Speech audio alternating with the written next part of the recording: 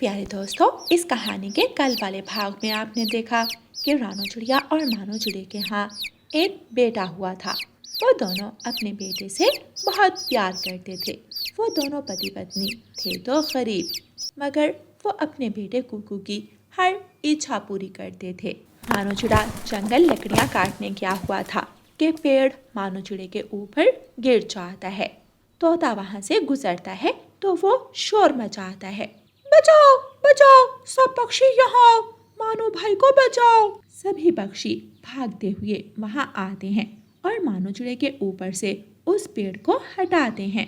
आह आह, मेरा पंख, मेरा पंख, ऐसे कहते हुए मानो चिड़ा बेहोश हो जाता है।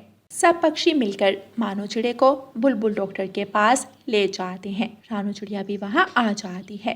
तोते भाई, क्या हुआ है मानो जी को? रानू बहन, मानो भाई पर पेड़ गिर गया है।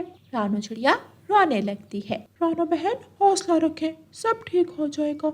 बुलबुल डॉक्टर वहाँ आती है। बुलबुल डॉक्टर, मानो जी कैसे हैं?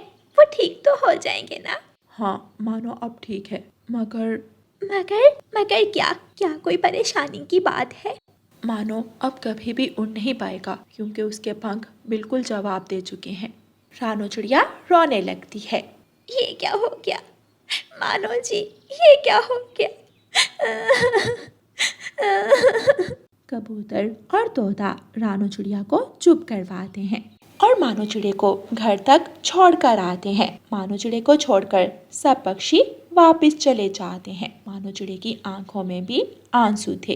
रानो, आप मत रोए, कुकू आने वाला है, वो देखकर परेशान होगा। कुकू भी घर आ जाता है। रानू चिड़िया कुकू को खाना देती है।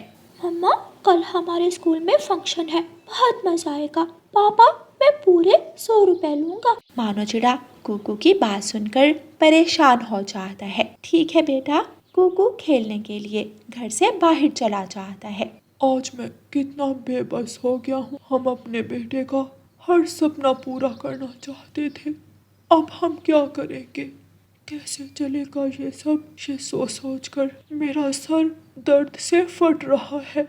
मानो जी, आप चिंता मत कर, मैं कुकू को किसी चीज़ की कमी नहीं आने दूँ। मैंने काम का पता किया है। मैं कबूतरी के घर काम किया करूँ और वह बदले में मुझे 1000 रुपये दिया करेगी। आप परेशान ना हो। फिर अगले दिन से रानू चिड़िया कबूतरी के घर काम पर जाने लगती है। रानू चिड़िया बर्तन धोती है और झाड़ू लगाती है। रानू, आज तो मशीन लगाकर कुछ कपड़े धो दो, और हाँ, मशीन बाहर सहन में लगाना। जी ठीक है मालिक। फिर रानू चिड़िया मशीन लगाकर कपड़े धोने लगती है। रानू चिड़िया कपड़े धोकर तार पर डालती है। वक्त गुजरता रहा और रानू चिड़िया अपने बेटे कुकू के लिए मेहनत करती रही। आखिर वो दिन आ जाता है जब कुकू की पढ़ाई मुकम्मल हो जाती है और कुकू पढ़ लिख कर एक कामयाब पक्षी बन जाता है। पापा, अब मैं आपका इलाज करवाऊंगा, आप ठीक हो जाओगे। कुकू बेटा, अब तो बस मेरी एक ही इच्छा बाकी है, मैं तुम्हारी शादी कर दूं और फिर सुकून से मर सकूंगा। पापा, आप ऐसी बातें मत किया करें, आप ठीक हो जाएंगे। मम्मा, मैं अब दूसरे जंगल जा रहा हूँ, आप दोनों को पैसे भेज दिया करूँगा। कुकू बेटा, ऊपर वाला आपको ढेरों कामयाबियाँ दे, मगर आप हमसे बात करते रहना फ़ोन पर, हम आपको बहुत याद करेंगे। जी मम्मा। फिर कुकू दूसरे जंगल चला जाता है। कुकू दूसरे जंगल जाकर काम करने लगता है। 1 महीना हो जाता है, लेकिन कुकू ने अपने मम्मा पापा को फ़ोन नहीं किया था। रानो, लगता है हमारा बेटा हमें भूल गया है। वो मसरूफ़ होगा, हमारा बेटा हमें कैसे भूल सकता है। कितना छोटा सा था कुकू, कितने अच्छे दिन थे। वो सारा दिन मेरे पीछे पीछे रहता था। आज देखो, मेरी आंखें तरस गई उसको देखने को, उसकी आवाज़ सुने हुए कितने दिन गुजर गए। मुझे लगता है आप कुकू को बहुत ज़्यादा याद कर रहे हैं। मैं अभी आपकी बात करवाती हूँ। रानू चिड़िया मोबाइल उठाती है और कुकू को कॉल मिलाती है। कुकू अपने काम में मसरूफ़ था, वो कॉल नहीं उठाता। रानू चिड़िया परेशान हो जाती है। क्या हुआ, कुकू ने कॉल नहीं उठाई? रानू चिड़िया दोबारा कॉल करती है, मगर कुकू कॉल नहीं उठाता। मानो जी मुझे तो बहुत परेशानी हो रही है, ना जाने कुकू ठीक है या। मानो जी मैं कबूतर भैया से पूछ कर आती हूँ, उनका बेटा भी उसी जंगल में काम करता है। ये सुनकर कुकू का पापा और भी ज्यादा परेशान हो जाता है। रानो चिड़िया जल्दी से कबूतर के घर जाती है। कबूतर भैया कीकी को कॉल करें, जरा कुकू का तो पूछे, ना जाने वो हमारी कॉल क्यों नहीं उठा रहा। रानो बहन परेशान ना हो, कुकू आपको कॉल करेगा, कहीं मसरूफ होगा। कबूतर भैया मेरा दिल बहुत घबरा रहा है। मैं अभी करता हूँ कॉल। कबूतर अपने बेटे कीकी को कॉल करता है। जी पापा। कीकी बेटा, क्या कुकू भी तुम्हारे साथ काम करता है? नहीं पापा, मैं तो यहाँ मजदूरी करता हूँ और कीकी अफसरों वाले काम करता है। मैं अलग जगह पर होता हूँ और वो अलग जगह पर। रानो चिड़िया यूं ही परेशान हाल घर वापस चली जाती है। थोड़ी देर बाद कुकू की कॉल आती है। पहले मेरी बात करवाओ। कुकू बेटा कैसे हो? पापा मैं ठीक हूँ, मैं बहुत आगे निकल गया हूँ। पापा मैं चाहता हूँ आप दोनों भी यहाँ मेरे पास आ जाएं। कुकू बेटा मिलने कब आओगे? मेरी आंखें तरस गई तुम्हें देखने को। पापा मैं अभी 4 महीने तक नहीं आ सकता, यहाँ बहुत काम है। एक दिन मानो चिड़ा बहुत ज्यादा बीमार हो जाता है। रानो चिड़िया मानो चिड़े का बहुत ख्याल रखती है। कुकू से बात तो करवा दो, ना जाने ये सांसें कब खत्म हो जाए। मानो जी ऐसे मत कहें। रानो चिड़िया कुकू को कॉल करती है, मगर कुकू अपने कामों में बिजी था। वो कॉल काट देता है। रानो चिड़िया कुकू को बार बार कॉल करती है। गुस्से में कुकू कॉल उठाता है। कुकू, कुकू बेटा क्या हो गया है आप दोनों को? मुझे बच्चों की तरह बार बार कॉल क्यों करते हैं? जब मैं फ्री हो जाऊंगा तो मैं कॉल कर लूंगा। मानो चिड़े की आंखों में आंसू थे। मानो जी क्या हुआ है, आप रो क्यों रहे हो? नहीं कुछ नहीं, बस ऐसे ही। रात हो जाती है। मानो चिड़िया की तबीयत अचानक बिगड़ जाती है। रानो चिड़िया बुलबुल डॉक्टर को बुला कर लाती है। रानो ये तो अब नहीं रहे। नहीं मानो जी, आप मुझे ऐसे अकेला छोड़कर नहीं जा सकते। मुझे पापा से ऐसे बात नहीं करनी चाहिए थी। काम काम में मैंने तो जैसे उन्हें भुला ही दिया है। मैं सुबह घर जाकर उन्हें सरप्राइज दूंगा और ढेर सारे तोहफे भी लेकर जाऊंगा। मैं अब पापा से बात कर लेता हूँ। कुकू अपने घर कॉल करता है। कुकू, कुकू बेटा, तुम्हारे पापा। मम्मा, मम्मा क्या हुआ है पापा को? कुकू तुम्हारे पापा इस दुनिया में नहीं रहे। कुकू की आंखों में भी आंसू आ जाते हैं। वो सारी रात रोकर गुजारता है। सुबह होते ही कुकू अपने घर चला जाता है। कुकू बेटा, तुम्हारे पापा हमें छोड़कर चले गए। मम्मा मैं बहुत बुरा बेटा हूँ जो अपने पापा से बात तक नहीं कर पाया। वो मुझसे बात करना चाहते थे। मम्मा वो मुझे देखना चाहते थे। मैं बहुत बुरा हूँ, बहुत बुरा। रानो चिड़िया कुकू को अपने गले से लगा लेती है। कुकू बेटा, जाने वाले लौट कर नहीं आते, मत रो, चुप हो जाओ। कुकू एक पेड़ पर बैठकर अपने बचपन की बातें याद कर रहा था और अपने पापा को याद करके रो रहा था। पापा आज मैं बहुत ज्यादा कामयाब होकर भी हार गया हूँ। आज मुझे लग रहा है मैं सबसे ज्यादा गरीब हूँ। पापा मुझे माफ कर दे। काश वो वक्त लौट आए और बस एक बार मैं आपके गले लगकर रोना चाहता हूँ। पापा, मेरे पापा। कुकू को अपने व्यवहार पर बहुत अफसोस था, मगर अब वक्त लौटकर कहाँ आने वाला था। कुकू अपनी जिंदगी में नया घर, नई गाड़ी सब हासिल कर लेता है, मगर अपने पापा से की हुई आखिरी बातें उसे हमेशा तकलीफ देती हैं और वो अफसोस शायद हमेशा उसके साथ रहेगा। प्यारे दोस्तों, अपने माँ बाप को वक्त दें, उनसे प्यार करें। ना जाने किस मोड़ पर कौन हो और कौन बिछड़ जाए। अपनों के प्यार और मोहब्बत की कद्र करें। और प्यारे दोस्तों, इस कहानी को लाइक, अपने दोस्तों के साथ शेयर और चैनल को सब्सक्राइब करना बिल्कुल मत भूलना। आपका धन्यवाद।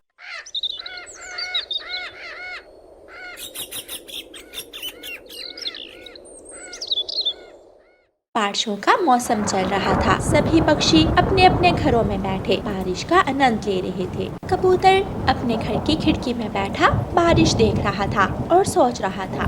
ये बारिशों का मौसम भी कितना अच्छा होता है। खाओ पियो और आराम से सो जाओ। क्या था अगर इस मज़ेदार मौसम में चाय मिल जाती। वो खिड़की से देखता है कि कालू कौवा कुछ लेकर जा रहा था और वो बोल रहा था। चाय ले लो, चाय, खालिस दूध से बनी हुई चाय ले लो। अरे वाह, चाय, चाय की इच्छा की और चाय मिल गई।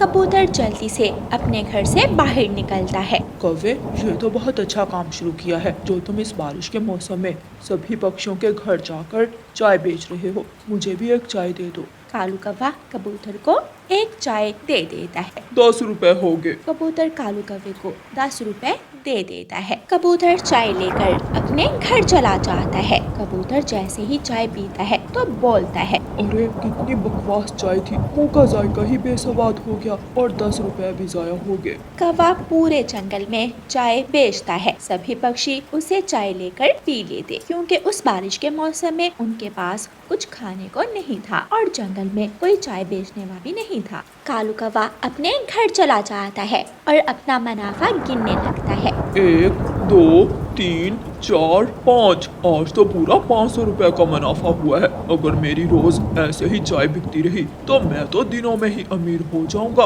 और मेरी शादी गोरी कवि से हो जाएगी। अगले दिन मौसम साफ हो जाता है। बारिश रुक जाती है। सभी पेड़ पौधे बारिश के पानी से नहा चुके थे। हर तरफ हरियाली ही हरियाली थी। कालू कौवा अपना चाय का ठेला फिर से लगा लेता है। आहिस्ता आहिस्ता पक्षी उसके पास चाय पीने आते हैं। मिठू तोता भी उसके पास चाय पीने आता है। कालू कौवे, मुझे एक चाय दे दो, अच्छे से पका के देना, तुम ऐसे ही कच्ची चाय दे देते हो। तोते भैया, आप फिक्र ही ना करें, एकदम कड़क चाय बना कर दूंगा। तोता कौवे से चाय लेकर पी लेता है और कहता है। कितनी बकवास चाय थी, कोई स्वाद नहीं था। आइंदा कभी भी इससे चाय लेकर नहीं पीऊंगा और ना ही कभी इसके पास आऊंगा। तोता वहां से चला जाता है। वो जा रहा था कि उसे रास्ते में कबूतर मिलता है। कबूतर तोते को आवाज देता है। मिठू तोते, कहाँ से आ रहे हो? बहुत गुस्से में लग रहे हो। क्या बताऊं कबूतर, कालू कौवे से चाय लेकर पी ली, अभी तक दिल खराब हो रहा है, इतनी बेसवाद चाय थी। ये तो तुम ठीक कह रहे हो, मैंने भी पी थी चाय, एकदम बेसवाद थी। कर भी क्या सकते हैं, जंगल में और कोई चाय का ठेला भी नहीं है। इतने में रानो चिड़िया भी वहां आ जाती है। क्या हो रहा है? क्या बातें कर रहे हो तुम दोनों? परेशान लग रहे हो, ऐसे मुंह बनाकर बैठे हो जैसे कितना नुकसान हो गया हो तुम दोनों का। नुकसान ही तो हुआ है हमारे पैसों का, जो हमने कालू कौवे से चाय लेकर पी। क्यों ना हम एक चाय का ठेला लगाएं जंगल में, वैसे भी रानो चिड़िया बहुत मजे की चाय बनाती है। अरे वाह मिठू, क्या बात की, हम कल ही अपना चाय का ठेला लगाएंगे।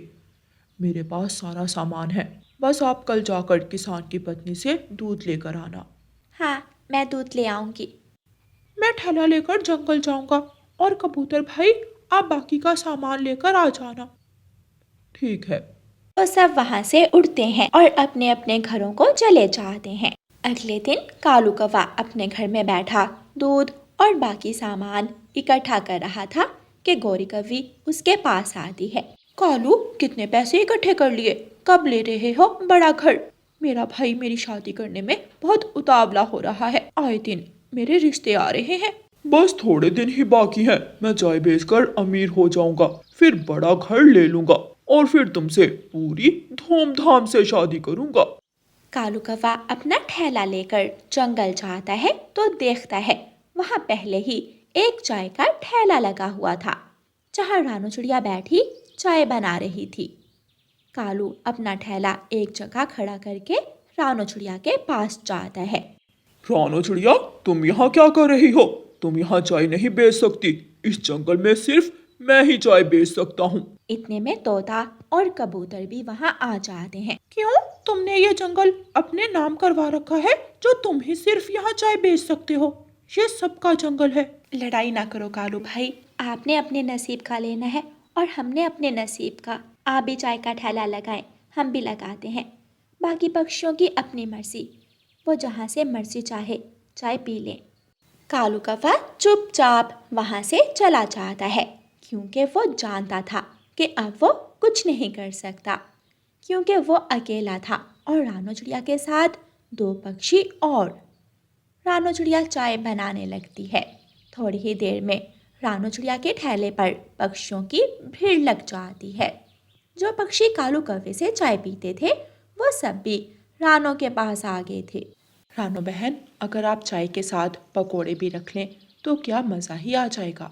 अब तो बारिशों का मौसम हो रहा है, इस ठंडे ठंडे मौसम में चाय के साथ पकोड़े, वाह वाह, मज़ा ही आ जाए। अगले दिन रानो चिड़िया चाय के ठेले के साथ साथ पकोड़ों का ठेला भी लगा लेती है। चाय वाले ठेले पर कबूतर और तोता बैठ जाते हैं और पकोड़ों वाले ठेले पर रानो चिड़िया। कालू कौवा भी अपने चाय के ठेले पर मुंह लटकाए हुए बैठा हुआ था। जो एक आध पक्षी उसके पास आता था वो भी अब ना आता, क्योंकि सभी पक्षी रानो चिड़िया के पकोड़ों और चाय के दीवाने हो गए थे। कालू कौवा उदास होकर रानो चिड़िया के पास आता है। रानो बहन, मुझे माफ कर दे, मैंने लालच किया और दूध में पानी मिलाकर चाय बेचने लग गया। मैं गोरी कौवे को बहुत पसंद करता हूँ। उसके भाई ने शर्त रखी है कि अगर तुम गोरी से शादी करना चाहते हो तो पहले बड़ा घर बनाओ। बड़े घर के चक्कर में मैंने ये सब किया। कालू भाई, आपने बहुत गलत किया, लेकिन आप अब भी उस ठेले से पैसे कमा सकते हो। लेकिन रानो बहन, अब मेरे पास कोई भी पक्षी चाय पीने नहीं आता। क्यों ना आप आम का जूस बनाकर बेचें। आप आम का जूस बहुत अच्छा बनाते हैं और हमारे जंगल में आम के जूस का कोई ठेला भी नहीं।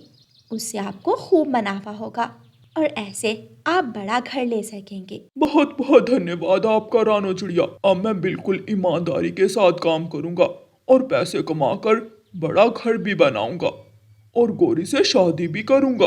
कालू कौवा वहाँ से चला जाता है और वापस आकर अपने ठेले में जूस बनाने लगता है। कालू कौवे का जूस पक्षियों को बहुत पसंद आता है। ऐसे कालू कौवा जूस बेचकर खूब मुनाफा कमाता है और कुछ ही दिनों में कालू कौवा बड़ा घर भी बना लेता है। फिर सब पक्षी गोरी कौवे के भाई के पास जाते हैं। भाई जी, कालू कौवा गोरी से बहुत प्यार करता है। उसने इसके प्यार में इतना बड़ा घर भी बना लिया और खूब मेहनत की। अब आप इन दोनों की शादी करवा दें। गोरी का भाई मान जाता है। फिर कालू कौवे और गोरी कौवे की धूमधाम से शादी हो जाती है। कालू कौवे की शादी में कबूतर, मिठू और रानो चिड़िया सब पक्षियों को फ्री में पकोड़े और चाय पिलाते हैं। कालू कौवा बहुत खुश था। प्यारे दोस्तों, इस कहानी को लाइक, अपने दोस्तों के साथ शेयर और चैनल को सब्सक्राइब करना बिल्कुल मत भूलना। आपका धन्यवाद।